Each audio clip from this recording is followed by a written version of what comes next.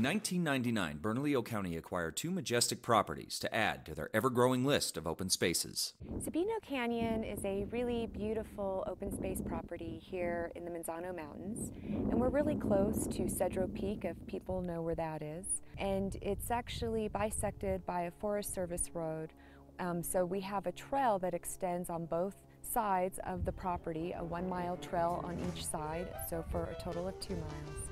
Located just south of I-40 on State Road 337, you'll find Sabino Canyon, 117 acres of forest and upland meadows with a rich and diverse bioculture. We know that there were ancestral Pueblo Indians that traveled through here in the 1600s, and then it was settled by Spanish settlers in the 1870s, and at the peak of its population as a community then was in the 1890s with about 30 families. There was a nearby schoolhouse and a little store.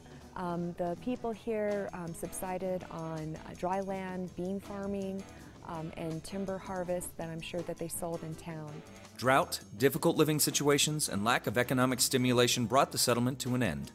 Sabino Canyon saw an upswing in the 1920s when Austrian-born A.I. Riedling developed a fur farm, becoming one of the large-scale sources for local employment. At the peak of the industry here, they had, we think, around 300 to 500 foxes, and we actually have remnant cages that people can still hike up and see today. Over here we see the fox cages from the Riedmont Fur Farm industry that was here, where they raised foxes up to 300 to 500 in its heyday in the 1930s.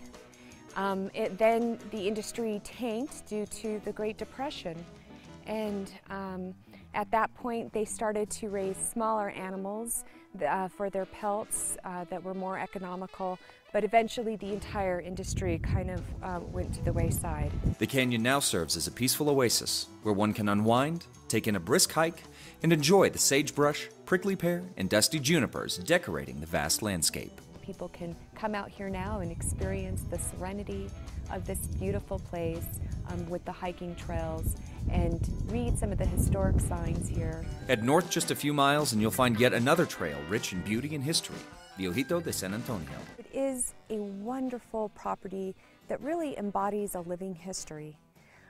We have two acequias that traverse this property, two streams. The waterways are no doubt a key factor for why there have been settlements here for a very long time.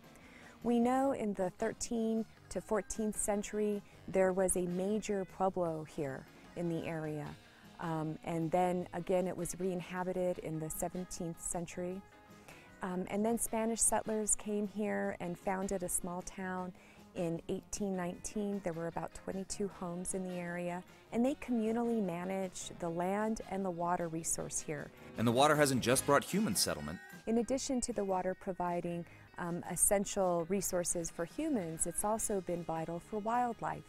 It provides really a great riparian area, and it has supported an orchard, an old historic orchard. And as a result, there's a lot of wildlife that comes here. In fact, this has been listed as one of the birding hotspots here in central New Mexico. Over the years, conflicts arose over the use of the land, with subdivisions and settlements being fought against. A fight to keep Ojito de San Antonio the open space we enjoy today.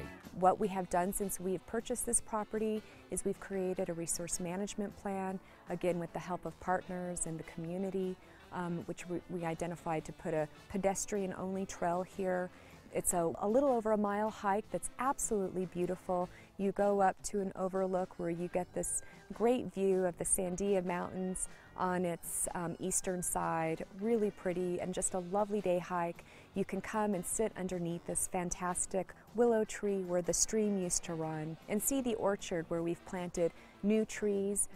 While they're young, they actually are from stock that's really old from when the Spaniards first came here, so we're trying to ensure that the orchard continues to thrive for wildlife and its historic value into the future. For more information on Bernalillo County's Open Space Program, head over to casa.com.